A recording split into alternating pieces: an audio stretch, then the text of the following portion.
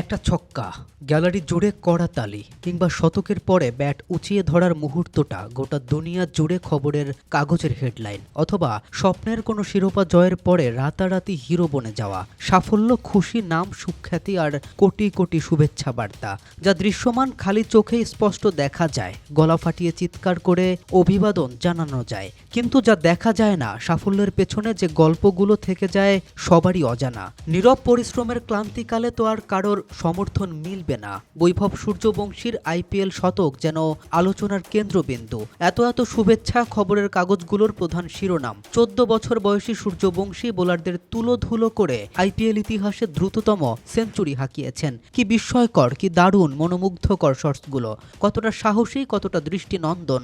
এই সাফল্য নিয়ে যতটা আলোচনা হয়, যত বেশি কথা হয়, এর পেছনে বৈভবের ত্যাগ সম্পর্কে জানেন কি? চিন্তাও করে কেউ?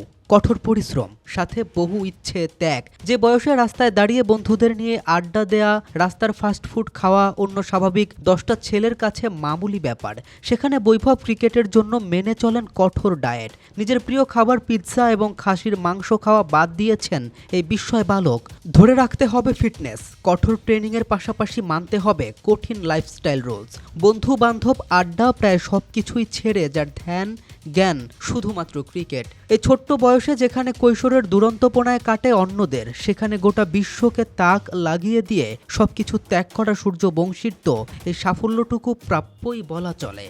যতটা ত্যাগ ততটাই প্রাপ্তি।